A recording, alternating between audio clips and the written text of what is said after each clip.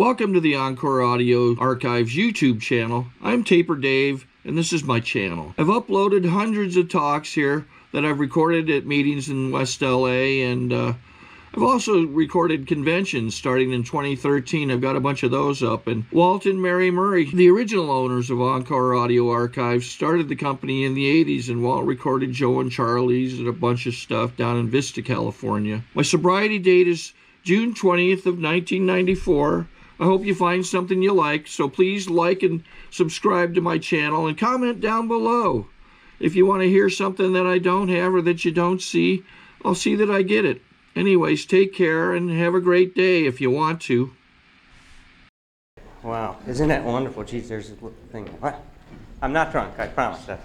That stopped 34 years ago. It's 34 years I get to celebrate this week. But this is what it's all about, isn't it, in terms of what you just saw? You know, Leland comes into treatment 25 years ago, and trust me, I mean, at that point in time, we hadn't treated many docs, but he was very, very sick. And he was telling me the story today that the nurses used to have to draw lots to see who was going to go down and answer his call because he was a pain in the ass. Because he was a doctor, and he thought he knew how we should treat him, right? Isn't that what happens? That all of us have that idea, that concept in terms of we think we know what's best for us. And where does that help, you know, where do we end up with that kind of thinking, with those kinds of ideas? In a lot of trouble in our lives. And so one of the wonderful things that I've experienced is that, you know, when you give it away, you just see what happens. And that's what happened with Dr. Whitson. You know, here it is, we help him struggle with his life, he puts his life back together, and 6 years later, we were proud to have him as medical director of the program that he went through treatment. And that's going full circle. So let's give a round of applause to Dr. Whitson. All right, I've been going through all these things these last few months, trying to put some other pieces together in my life. Went through an individual crisis in November of last year. And one of the things I did recently was go through this Tony Robbins seminar. I don't know how many of you have experienced that, but it was incredible. I went in very skeptical, thinking that this is going to be a bunch of hogwash and stuff like that. But it was a phenomenal thing. And we started the whole thing out by walking on these 800-degree coals, these red-hot coals in your bare feet. And it was a phenomenal experience. But one of the things I liked, one of the things that Tony says is that we all learn best when we're in a peak experience. And since we're all coming in from lunch, what I want you to do is stand up for a minute. I want everybody to turn this way, and I want you to massage the person to your right. Real quick, come on. Just give them a quick rub on their back. Come on, let's get going. Let's get some energy going here. Let's go, let's go, let's go, let's go. All right, go ahead, and you can laugh as you're doing it. It's okay to touch each other. Go ahead, come on, go ahead and do that. All right, there you go, giggle, giggle. Now, go the other way. Turn around and give it back to them. Come on, go ahead. Come on, let's get some energy going in here. That's it, that's it. There you go, wake up. It's about waking up in our lives, isn't it? Good, all right, now sit down and get ready to learn. Here we go.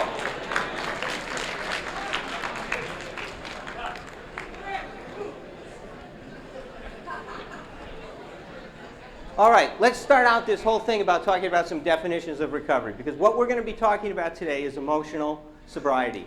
And I think it's one of the most important topics in recovery. And unfortunately, it's not talked about so much, because what we focus on is getting people started, getting them well, helping them get through stage 1 of recovery. And as we all know, that's quite a challenge.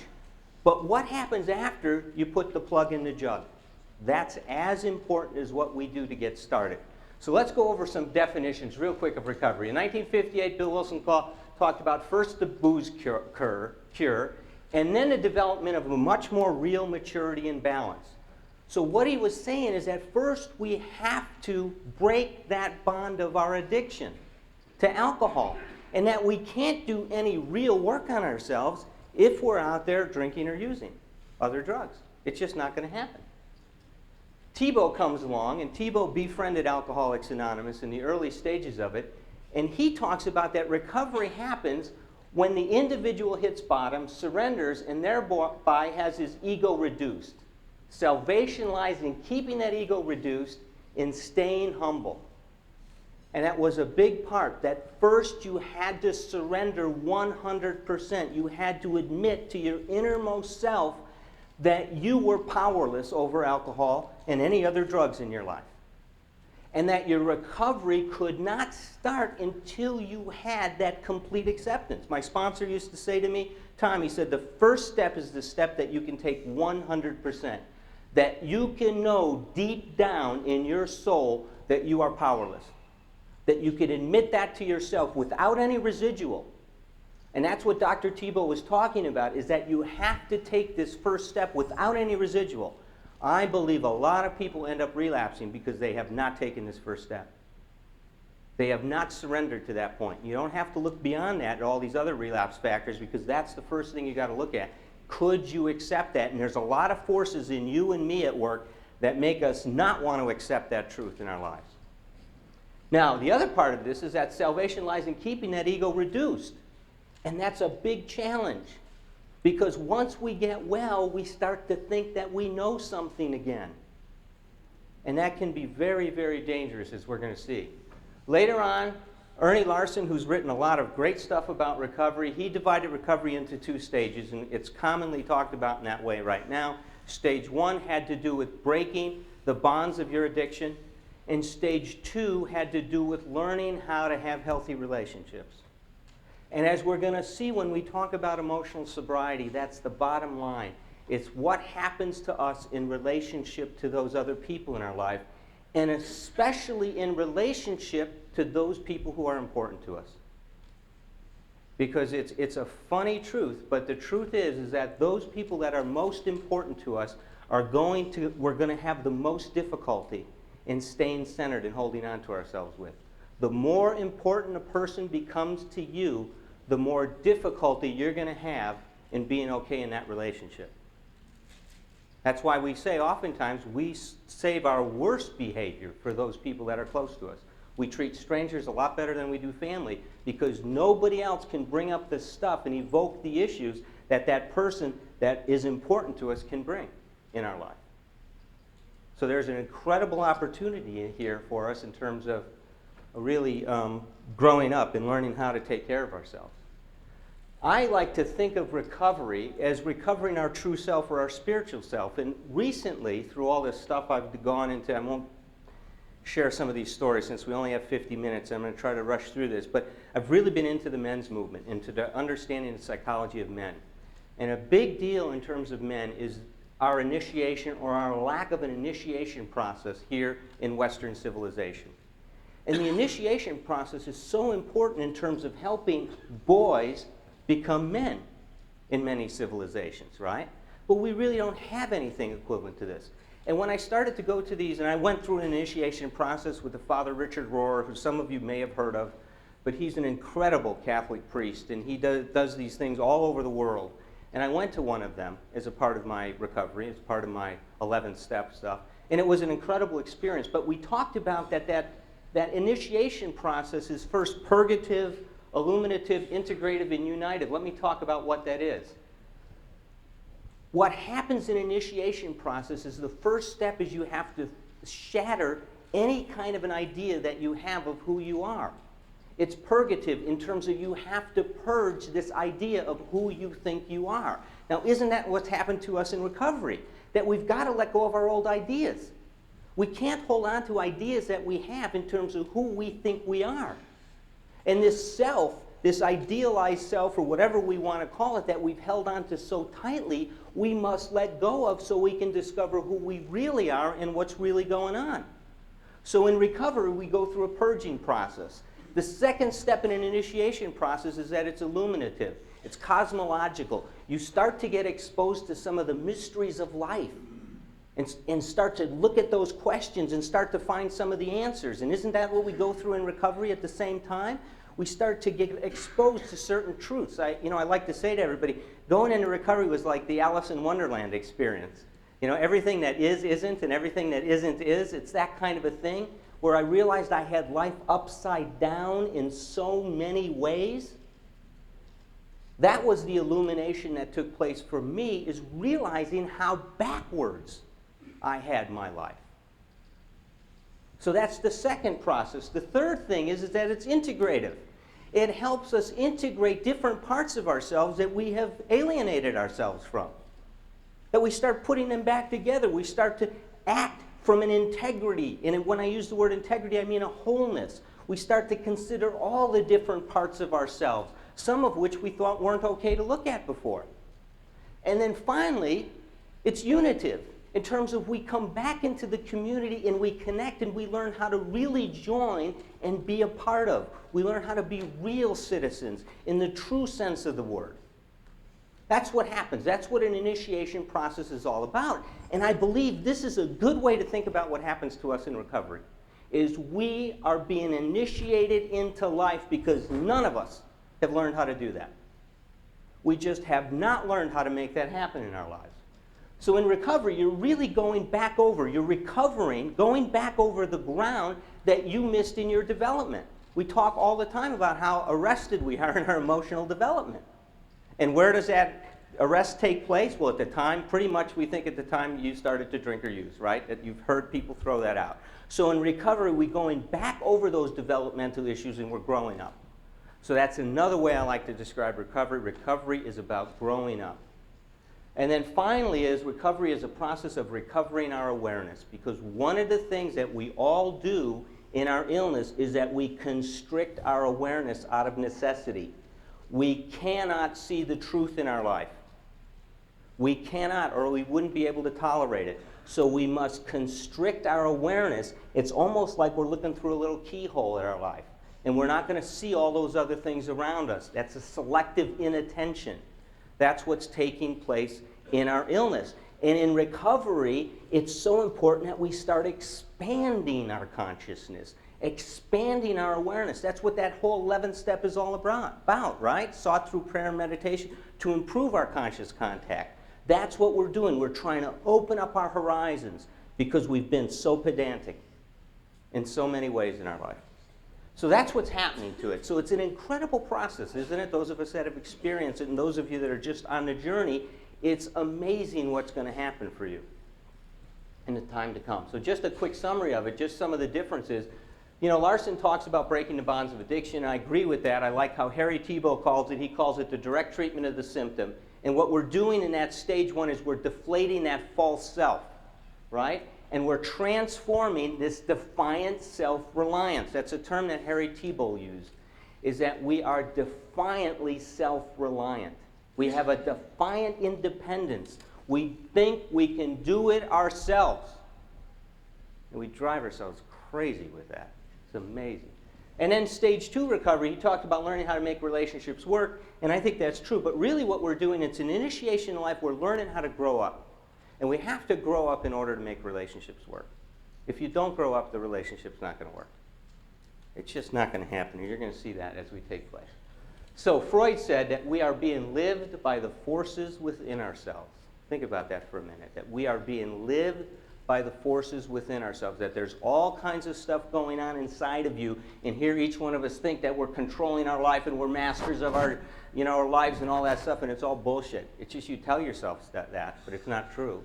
There's so many things going on inside of you that are influencing you all the time, some of which you're aware of, some of which you're not. And what happens in the program is that more will be revealed. You are going to find out more and more about yourself if you stay true to this course. It's an amazing experience. Now, I thought that this summary in terms of this whole part, I just love this. I'm a big Rumi fan. I mean, one of the things that's happened in my recovery is I just started to appreciate poetry. And Rumi's one of my favorite. He's a 12th century Sufi, and he's just incredible. But listen to this. It's great. Who makes these changes? I shoot the arrow right, and it lands left. I ride after a deer, and I find myself chased by a hog. Isn't that amazing? I ride after a deer and find myself chased. I plot to get what I want, and I end up in prison. That's a great one, isn't it? I dig pits to trap others, and I fall in. I should be suspicious of what I want. You get it? I mean, isn't that amazing when you think about it? Isn't that what happens for us? But we never end up at the suspicious part, right? What do? We try harder, right? You all heard the definition of insanity. I don't have to repeat that. All right, so let's look at a survey of this literature in terms of emotional sobriety and what's talked about. The first evidence I could see talked about it really was, there's some other psychiatric writers that refer to it in a psychiatric sense, but in terms of the recovery field, Bill Wilson's letter to a depressed friend, which appeared in the 1958 Grapevine, and which I believe was written in 1956, is just a seminal article in this program.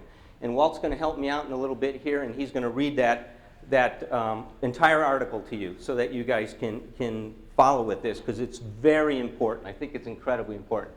Then Dr. Harry Tiebow's writings about the ego factors in surrender and the importance of us of staying humble, right, and not getting into our ego again. That's, I think, very important. Then Karen Horney, which is I think she's a phenomenal psychiatrist. She was a neo-Freudian, and she had an incredible concept or a discussion of what she called your center of gravity. And that when you're balanced and functioning from a good place, is your center of gravity is within yourself. You know, pretty much just like it is if you've ever taken martial arts, how you've got to really learn how to use your center of gravity to stay balanced, right? The problem in relationships comes in is when I take my center of gravity and I put it in you, and I let you be in charge of how I feel. So when I place my center of gravity in you, I am in trouble. You cannot have emotional sobriety if you do that. Fritz Perls, another one of my heroes in the field of psychotherapy, had a discussion of maturation, and he calls it the development from environmental support to self-support. And what he means is that when we are immature, let's say, what we try to do is manipulate other people to give us what we need and what we want. And when we grow up, we learn to stand on our own 2 feet and struggle to get with what we want and what we need. And you're going to see that that's going to become an important concept in this whole thing. Ernie Larson's book, I think, on Stage 2 Recovery was really pointing to the importance of relationships and what was going on. And then Michael Kerr and Murray Bowen's book on family evaluation, where they discuss the concept of differentiation, is that the more a person is differentiated, the less a person is influenced by what is going on around him or her. So Bowen had this scale that went from 0 to 100. Nobody makes 100, by the way. Nobody's able to do this thing perfectly. But those people that were high functioning, that were differentiated well, would not be overly influenced by other people in their life. They could take in what other people wanted, and they could consider that in terms of what their position was going to be in relationship to that to what that person's request was for them. But they wouldn't get lost in the relationship. Those people that were undifferentiated at the low ends of the scale, they have no sense of what they want and what's important to them. Whatever they want is reflected in what everybody else wants.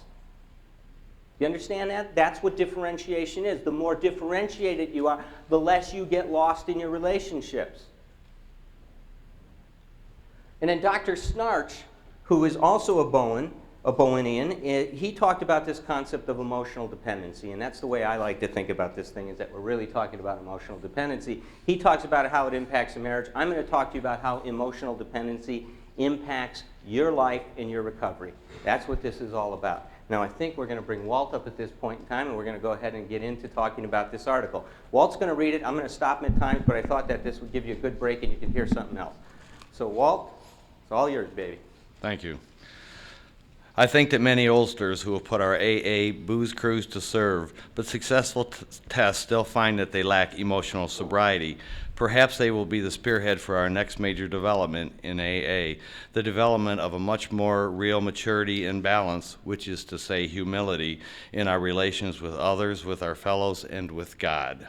Those adolescent urges that so many of us have for top approval, perfect security, and perfect romance urges, quite appropriate to age 17, proved to be an impossible way of life when we were at the age of 47 or 57. Yeah, now think about this. Those adolescent urges we had, we wanted everybody to like us, didn't we? Wasn't that important? Remember how you died when that didn't happen, when you thought that somebody didn't like you? Then this perfect security. We thought we could find some way of having perfect security so that we wouldn't feel anxious about anything in our life. And we pursued that. And then this perfect romance, doesn't that get you? I mean, the fantasy of that and what that's going to do and how that's going to solve all your problems, well, that's a big problem. And this proves to be an impossible way of life. when we pursue it in the way that we pursue it, it causes incredible problems. Okay. Since AA began, I have taken immense wallops in all these areas because of my failure to grow up emotionally and spiritually. Now this is where, let me just interrupt you. This is what I love about Bill. Look at how honest he is. This is the founder of the program in 1956 telling everybody, I had a failure to grow up emotionally, right, and spiritually. The founder of the program is owning that. Okay. My God, how painful it is to keep demanding the impossible, and how very painful to discover finally that all along we have had the cart before the horse. Then comes the final agony of seeing how awfully wrong we have been, but still finding ourselves unable to get off the emotional merry-go-round. How to translate a right mental conviction into a right emotional result, and so into easy, happy, and good living? Well, that's not only the neurotics problem, it's the problem of life itself for all of us who have got to the point of real willingness to hew to right principles in all our affairs. Even then, as we hew away, peace and joy still seem to elude us.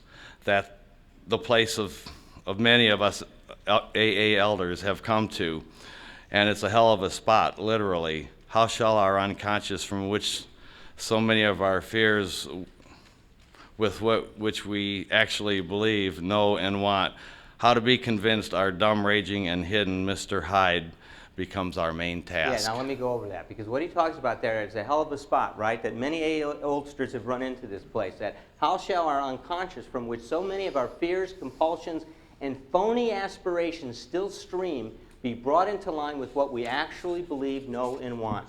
See, this is the issue. This is what Freud was talking about, what's living within us, right? That there are things going on in your life that are influencing you all the time, and you are not aware of that. Freud talks about an unconscious. I talk about it being outside of your awareness, but we don't need to get into a philosophical argument about whether an unconscious exists or not. But the issue here is that there are things going on that you don't realize that are moving your life in very, very powerful ways. Okay. I've recently come to believe that this can be achieved. I believe so because I begin to see many benighted ones, folks like you and me, commencing to get results. Last autumn, depression, having no real rational cause at all, almost took me to the cleaners. I began to be scared that I was in for another long chronic spell.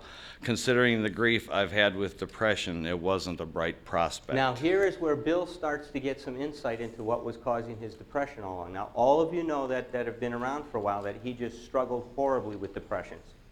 You know, and he kept struggling with, well, what's going on here? You know, I'm working this program.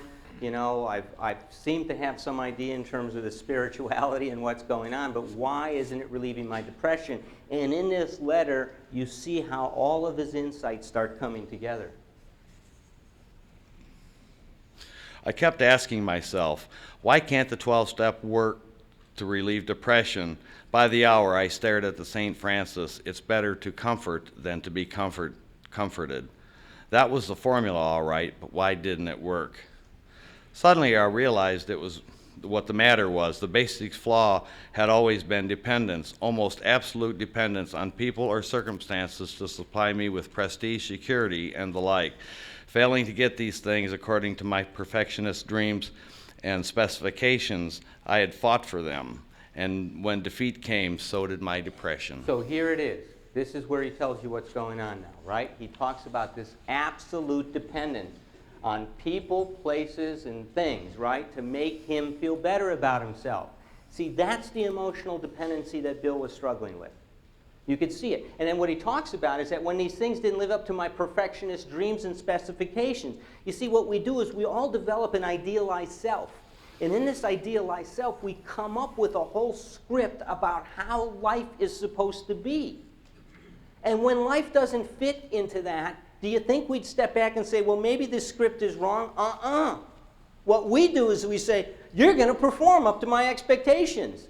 And this is where the environmental support comes in. I'm going to manipulate you so that you do what I want you to do. I'm going to try to get you to behave in a way so I can feel better.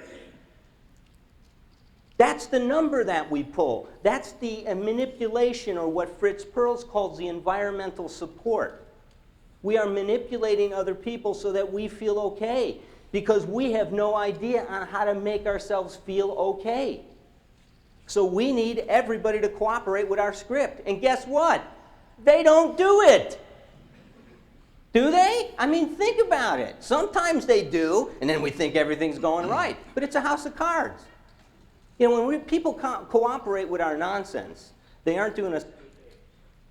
All right, just disappeared. There we go. They aren't doing us any favors. None at all. Okay. So what he talked about, he fought for them. So how he fought for them is make people feel bad, manipulate them, you know, emotionally hold hostage, all that other stuff that all of us do in our relationships when we love someone. Isn't it a wonderful thing? It's crazy. There wasn't a chance of making the outgoing love of St. Francis a workable, enjoyable way of life until these fatal and almost absolute dependencies were cut away. Because I had, over the years, undergone a little spiritual development, the absolute quality of these frightful dependencies had never before been so starkly revealed. Reinforced by what grace I could secure in prayer, I found I had to exert every ounce of will and action to cut off these faulty emotional dependencies on people, upon AA, and indeed upon any set of circumstances whatsoever. Okay, hold on right there. Now, isn't this amazing? He's also talking about his dependence on Alcoholics Anonymous. Doesn't that blow your mind that he would say that? First of all, I just love how he starts about, you know, he talks about, I had to exert every ounce of my will. That's what you're up against here. You're dealing with something that's going to take a heck of an effort for you to look at and deal with it. Okay? And Bill's talking about that. Then he talks about that I had to give up all of my dependencies on people and on the program. Now, when we think about that, we say, well, what does that mean? Well, that means that he had to quit having the program validate who he is. He couldn't look for his validation in the program because that perpetuated that dependency, where he was looking to other people to make him feel okay, that he had to find a way to be okay within himself. Big step in life. Okay. Then only could I be free to love as Francis had. Emotional and instinctual satisfaction, I saw, were really the extra dividends of having love, offering love, and expressing a love appropriate to each relation of life. Plainly, I could not avail myself to God's love until I was able to offer it back to him by loving others as he would have me.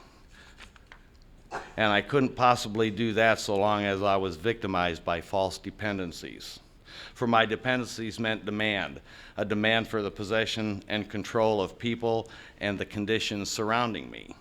While these words, absolute dependency, may look like a gimmick, they were the ones that helped to trigger my release into the present degree of stability and quietness of mind, qualities which I am now trying to consolidate by offering love to others regardless of return to me. Yeah, now let me say something about this. My dependencies meant demand, a demand for the possession and control of the people and the conditions surrounding me. He demanded, he made claims on how people would behave. That's what we do. Our dependency claims and demands that people behave the way that we think they should behave. Now, we think Al-Anons are controlling. But the truth of it is we're all control freaks. And the reason why it pisses off so many of you that are alcoholics and addicts that your partner controls is because you do the same thing. You want the control. That's what's going on, and you see in them what you don't like in yourself. So it becomes a whole battle for who gets to write the script. And as we're going to see, none of us need to write the script. There's another way to be with each other. This seems to be the primary healing circuit, an outgoing love of God's creation and his people by means of which we avail ourselves of his love for us. It is most clear that the real current can't flow until our paralyzing dependencies are broken, and broken at depth.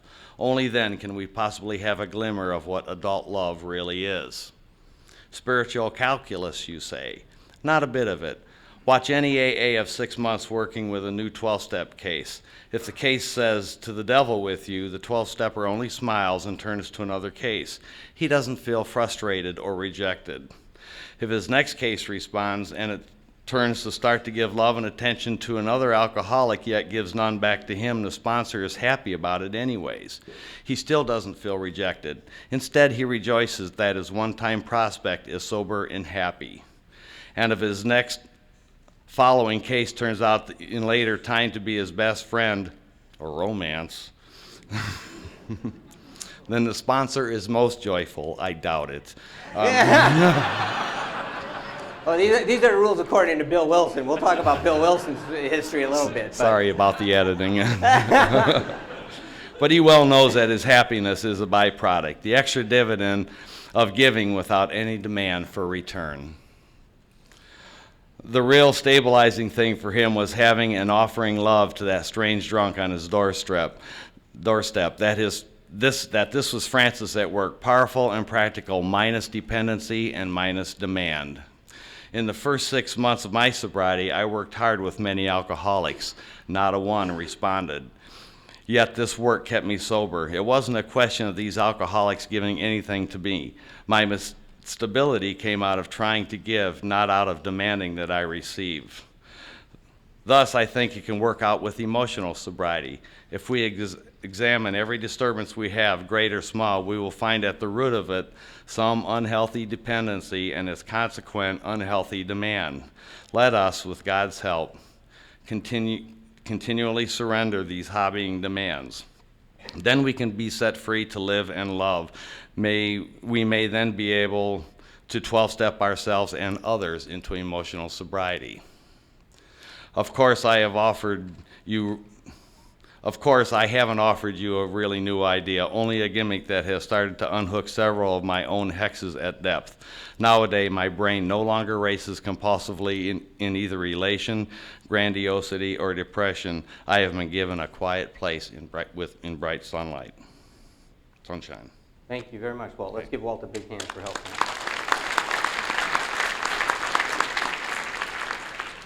It's amazing, isn't it, the insight that this man had in terms of what was going on. You know, I think he was just truly blessed in terms of what was going on.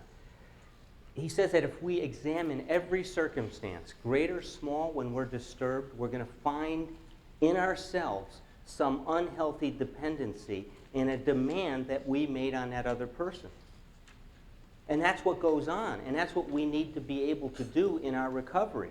Because before, we weren't into seeing these things about ourselves. And like I said, if that part of way of describing recovery is recovering our awareness and starting to see some of these things. So emotional dependency creates this stuff. It creates an emotional fusion with people, places, and things. We are looking to people, places, and things to make us feel okay about ourselves. So my basic flaw had always been dependence, almost absolute dependence on people or circumstances to provide me with prestige, security, and the like. Emotional dependency also creates unreasonable expectations and a desire to control people, places, and things. And this is where he talks about my dependency meant a demand for the possession and control of people and the conditions that surround me. What we can do is, the word emotional fusion you can use synonymously with emotional dependency. It means the same thing, that you're fused to another person. So this is what emotional fusion creates. First of all, it creates other validated self-esteem. It means that I constantly look to you to make me feel okay about myself. So you need to validate or approve my actions, and if you don't, then I feel rotten. What have I done in terms of Karen Horney's description? I have placed my center of gravity where? Outside of myself. I've put it in another person. I've given that other person the ability to tell me if I'm okay or if I'm not okay. I have lost myself in the relationship. We also get a reflected sense of ourself. That's what Schnarch called. So how another person reacts to us, if they reject us or they don't want to talk about us, I use that their action, their behavior, to reflect who I am. So I define myself by that person's reaction. That's what we call a reflected sense of ourselves. So if my partner doesn't want to make love for me, I feel rejected. I feel then inadequate or less than. That's how that works. That whole thing works. There's poor psychological boundaries. You're taking responsibility for things that you're not responsible for, like your partner's feelings. I can't tell you how many times in a relationship I see people getting lost in this, is where they take responsibility for what's going on with their partner, as though everything that happens has something to do with them. Well, it's not about us all the time. It's about the other people. Walt Kempler, who was my mentor for many, many years used to say that in order to be more personal in a relationship, you have to take things less personally. In order to be personal in a relationship, you have to take things less personally. That's what we're talking about here. You also start to experience your partner's emotional reactions as your own feeling. They get anxious, what happens? You get anxious. They get depressed, what happens? You get depressed. They feel good about themselves, you feel good about yourself. That's a major problem, that you aren't having your feelings, that you are so reactive to the other person. Now, we used to think that that's sensitivity, but that has nothing to do with sensitivity. That has to do with reactivity, not sensitivity. We get a lot of anger, depression, and anxiety. Right? The anger comes in terms of trying to get other people to do it our ways. When they don't, we get anxious or we get depressed about it. When we are emotionally fused to another person, we're going to have one of three reactions. The first one is we're going to just give in to do what they want because we want them to love us, so we will submit or comply to whatever their request is. We won't consider ourselves in what's important to us. If they say, hey, let's have sex, we'll go ahead and have sex and not check into whether we want to or not. They say, I'd like to go over here to do this today. That person that submits, that responds to emotional fusion this way, just goes along with it. They have no sense of themselves at all in a relationship. The other thing is that when you start to feel that emotional fusion and they make a request from you and you start to feel controlled by it, what you do is you turn it around and you try to control them and to dominate them. That's the other response we have to this emotional fusion. And the third thing we do is we just pull away. We emotionally withdraw or we detach. Now, all three of those are pathological reactions. There is no value to those in terms of you growing up as an individual. The fourth alternative is for you to stay connected to that person and set your boundaries and struggle with finding your place in the relationship and what's important to you. But you must stay connected and tolerate that discomfort. That discomfort that comes from the tension and the struggle that's taking place. That's when you grow up. You have to tolerate that kind of frustration. And as we all know, none of us want to be frustrated. We want everything right now. Right? We want it all to take place right at this moment. Okay, so what gets in the way of this emotional maturity thing? Well, absolute dependency on people, places, and things for our prestige and security. When we're doing that, we're not going to grow up. When we keep looking for other people to tell us we're okay or to make us feel good about ourselves, we're in trouble. We're not going to get anywhere. Second thing is that Dr. Thibault has this idea that the adult ego includes persisting elements from the infantile psyche, meaning that we're self-centered. We want everything to go our way. We want everybody to do what we want them to do, right? So that keeps us from growing up. We want to do everything in a hurry. We want it all to happen right now. You know, there's an impulsivity that takes place, and we have no ability to tolerate frustration. So if you're doing all those things, you can't grow up. Dr. Snarch, and my idea is that we're emotionally dependent. And Dr. Pearl's idea, Fritz Perls, talks about avoidance, is that we manipulate our environment to provide support for ourselves rather than learning to stand on our own 2 feet. So here's what Pearl said, is that we're phobic. We avoid suffering. And aren't we in a pain-phobic society? We don't want any suffering. We don't see the value in it until we get into recovery, and then pain becomes our ally, doesn't it? Because it helps us see things and face things that we wouldn't otherwise see in our lives. So we avoid suffering, especially the suffering of frustrations. We are spoiled, and we don't want to go through the hell gates of suffering. We stay immature. We go on manipulating the world rather than to suffer the pains of growing up. This is the story. We rather suffer being self-conscious, being looked upon, than to realize our own blindness and get our own eyes. You see, for Fritz, a lot of the problem comes into is that the parts of myself that I need to be whole, I projected out. I've disowned. I've cut off from myself. So a big part of Gestalt therapy is integrating these disowned parts of ourselves. When he says we got to get our eyes back, that we got to learn how to see and to really take responsibility for what I see. Or sometimes people have a hole, we call it different holes in their personality. They have a hole in their eyes, or they have a hole in their ears. They can't hear certain things, right? That's where their development, that's where the problems in their development takes place. So what does it mean to grow up? Well, I believe it means that a person who has grown up emotionally is able to maintain his attachment to others and simultaneously keep his or her individuality. So you don't get lost in that relationship. He or she is not overly influenced one way or another by another person. He or she is able to maintain an adult ego state when you're in conflict with others. Now, a clue is if you're calling the other person names, you are not in an adult ego state, in case you were wondering. That is not an adult. What ego state is that? That's being a child, right? If you're criticizing the other person and you're telling them what they should do and you're being self-righteous, that's not an adult ego state. Now you're being a critical parent. The adult ego state is when it's I to thou. That's what it is. When we're just straight across the board and we're saying, you know, I don't like when you talk to me that way, when we're just dealing with that other person straight across. We're not invoking any higher authorities and we're not, you know, putting them down and trying to intimidate them. We're just able to deal with that person straight across. A person who is emotionally mature takes responsibility for his or her own life. They're authentic and they're honest. There's no need to blame anymore. I am responsible for the life that I am creating today. That's what a person that grows up is able to do, is to take a stand like that and say, I create what's going on in my life today. It's not anybody else's fault.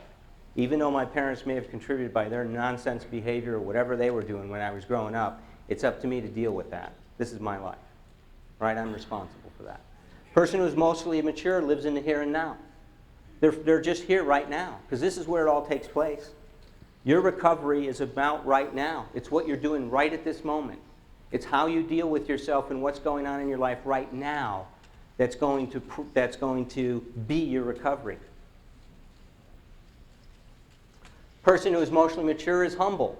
You know, their ego doesn't get in the way. They learn how to self-soothe. And this is what I think the St. Francis prayer is also about. You know, it is better to comfort than to be comforted. I think that also refers to us, is I have to learn how to comfort myself rather than to manipulate you to comfort me.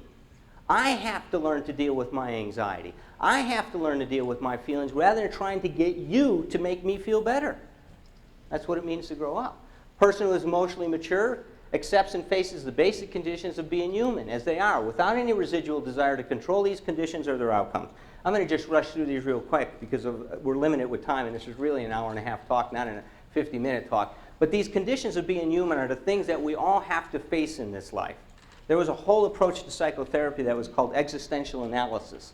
And what the existential analysts did is they helped people come to grips and face these existential issues, these givens in life. And here are some of them, just real quickly. That life is difficult.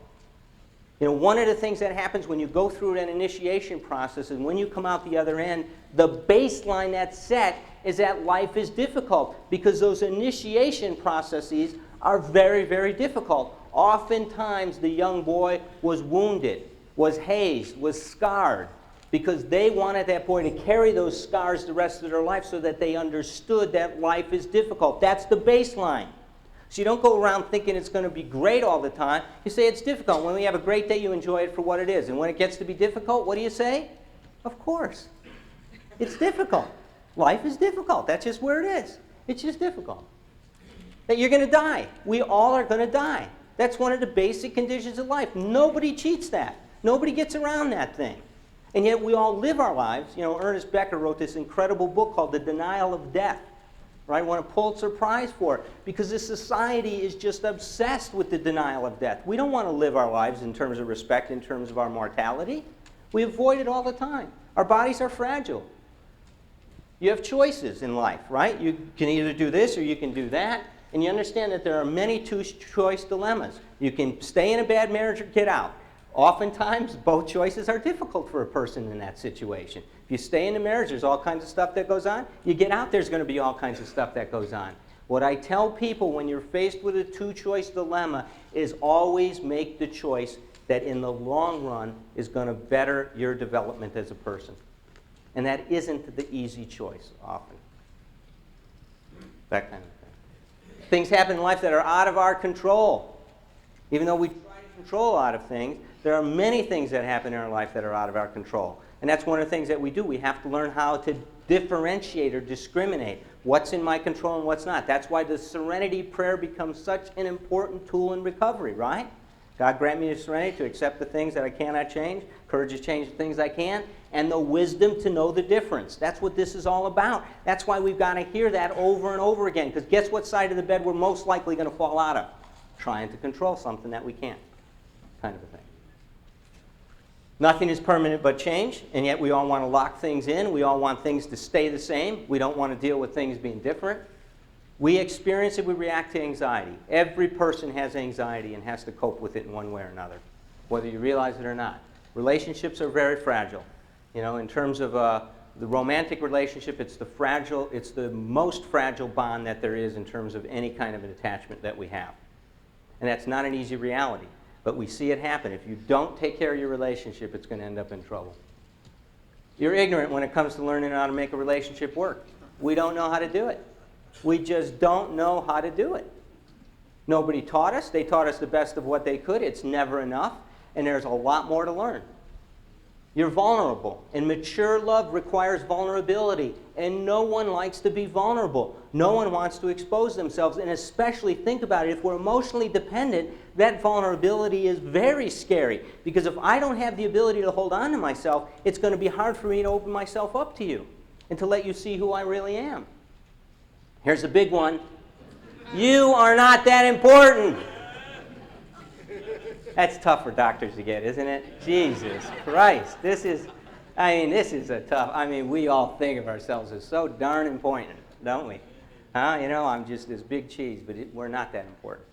In the whole scheme of things, you know, let's say that man, as we know him, has been on this planet for about, 7 million years. He'd be here about 70. So what's 70 over 7 million? Does anybody kind of figure that out, if that's kind of like, it's 0.0000. We're not that important. In this whole scheme of things, we're not that important. Okay, so holding on to yourself in recovery involves becoming a healthy individual instead of holding on to this defiant independence. And you do that by developing an understanding of who you are and what's important to you, of really sitting down and getting to know yourself. This is where that inventory becomes such an important thing in your recovery, is really sitting down and starting to take a look at yourself, starting to learn about yourself. We got to develop and maintain a healthy perspective about our anxieties, our shortcomings, and limitations so that they don't drive us, nor do they immobilize us. So we need to be honest with ourselves and see our character defects. It becomes such an important part of what starts in the 4th step and goes through to step 9. That's just important experience that we have. We want to respect but not give privilege to our shortcomings. So if we're feeling a lot of fear or anxiety and we give it too much privilege, then we have to ask our fear what we can do or not do. Versus if you respect it, you'll say, hey, I've got this fear and I've got it, but I'm going to do it anyway. It's that kind of thing. That's what's an important step to be able to take as we grow up in our life. We got to become willing to admit when we're wrong. We got to own our own projections and our distortions when they happen, and they happen oftentimes. Fritz used to say that we're like people that are living in houses lined with mirrors. And we're constantly looking outwards, thinking we're seeing the world, but we're just seeing ourselves in terms of what we're projecting on the world. So becoming self-supportive versus selfish is that you have to develop the ability to confront yourself and to be honest with yourself about your shortcomings, some of the issues that you're carrying with you from your family of origin, you know, dysfunction, your selfishness, your sadism, your anger, whatever else is there. You got to learn how to lick your own wounds without excessive self-indulgence. You got to learn how to comfort yourself when disappointed or hurt. Isn't that an amazing, difficult thing? Don't you hate being disappointed? I know I do, because I have no idea on how to deal with that. You know, in my family, when I was disappointed, you know, I was told, you know, quit crying about it. It's not that big of a deal. So my feelings were oftentimes dismissed, so I had no sense in terms of what to do with it. You know, one of the things that I see today, and we really think it is the heart of parenting, is really helping kids to learn how to manage their emotions and to deal with their emotions. We call it emotional coaching. And learning how to do that with your kids and helping them deal with it, I think is just such an important thing in our life and as parents. What's that? I got to stop here pretty soon? Okay, so just a few more things. You got to learn how to support yourself during the process of recovery. When you're an adult, the best reason to do something or not is because you want to or you don't. There is no better reason than your true personal desire. That's what it's all about. So I'm going to run through a couple quick other slides. We got to stop right here? Is that we should be stopping? Okay, so let me just go to a few other things real quick. We're going to avoid that. You're going to have to buy my CD to get the rest of this stuff.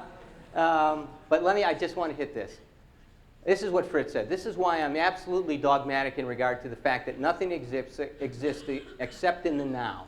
And that in the now you are behaving in a certain way that will or will not facilitate your development, your acquisition of a better ability to cope with life, to make available what was unavailable before, to begin to fill in the voids in your existence. Learning is discovering and uncovering what is there. And if we do that, we're going to be able to do all of these wonderful things that I'm not going to tell you about yet, because we're going to get to this other slide. These, by the way, these are in the handouts that you have, so you guys will be able to do. You know, one of the things that happens if we do grow up is that we learn how to have a relationship where we treat the other person as important as we treat ourselves.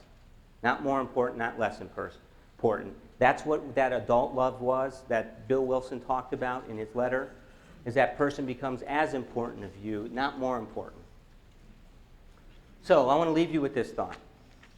This being human is a guest house. Every morning a new arrival, a joy, a depression, a meanness, some momentary awareness comes as an unexpected visitor. Welcome and entertain them all.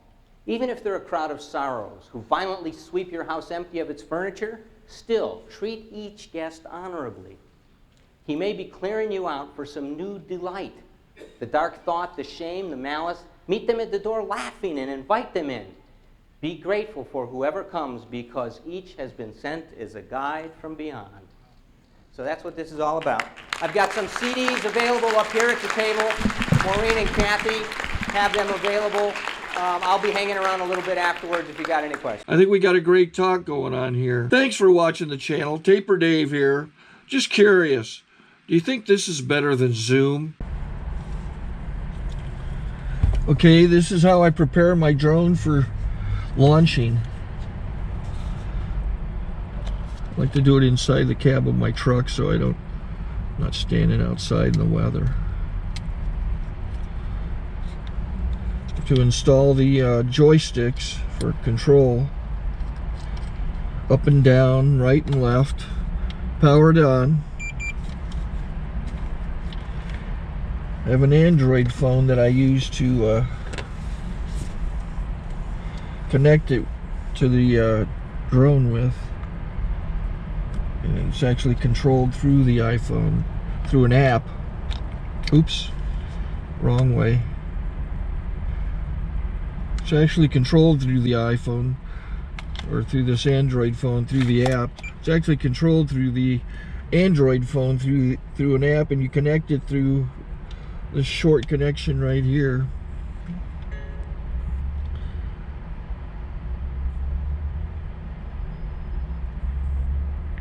Remote control connected. Remote control's connected. So I pull out the drone. I have to extend the legs. Long legs extended first, then the short legs. Remove the gimbal protector. Set that aside, then power it on one short burst, then one long burst. I lay it down. So I have to go to calibrate. So the drone's not connected yet. It shows you here as this drone gets disconnected, even though the remote's powered on. So the drone has to establish it's connected. So I go into the app to calibration mode. First I'll calibrate the remote controller. Start calibration. Out, in, oop, out, in, up, down, and then this little wheel is to control the gimbal. So it's calibrated.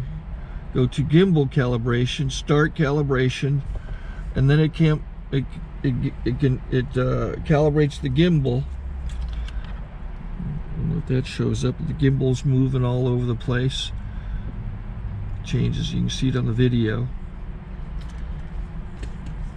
And I'm calibrated to take off. It's acquired 7 satellites at the moment.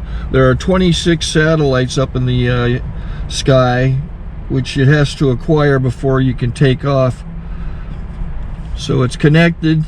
It's got enough satellites. This is white.